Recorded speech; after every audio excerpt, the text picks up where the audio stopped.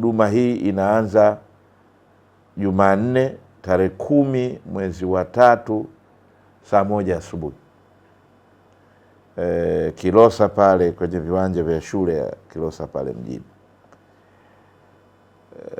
Na waomba wana Morogoro wenzangu waitumie fursa hiyo kwa upana wake, wajitokeze kwa wingi.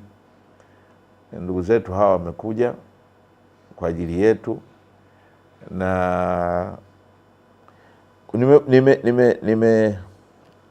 nimefarajika sana pia kwamba nimeona dokta hapo mmejipa wigo mkubwa wa kuhudumia wananchi, hususan karibu 500 kwa siku.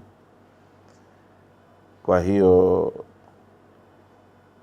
ninawaomba wana Morogoro wenzangu wajitokeze kwa kiasi kikubwa, haswa sasa sijui maana ni bwana Morogoro, nitaka kusema haswa wana Kilosa, afu nikakumbuka hapana, kuna watakaotoka Mvomero, watakaotoka Gairo, watakaotoka Kilombero. Nyi hambagui, kwa kuwa magonjwa yenyewe na upana mkubwa sana. Basi anaweza kila mtu mwenye jambo lake anaweza kupata nafasi ya kwenda kufanya uchunguzi na kuonekana, kuangalia afya yake na kupatiwa huduma sahihi. Yanawezekana kwa ushirikiano na wadau wetu katika jamii, na wahisani na wawezeshaji. Na katika hili nadhani mtakuwa mchovu wa fadhila kama nisipo wa shukuru Vodacom Foundation. Vodacom Foundation wamechangia kwa kiasi kikubwa kuwezesha mafanikio ya zoezi hili.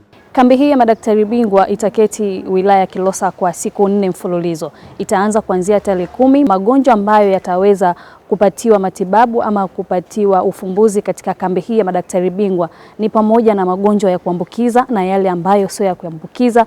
Ukiwa kama mkazi wa Morogoro, mkazi wa Kilosa, Gairo na maeneo mengine ya jirani, unakaribishwa kufika katika kambi hii ya madaktari bingwa.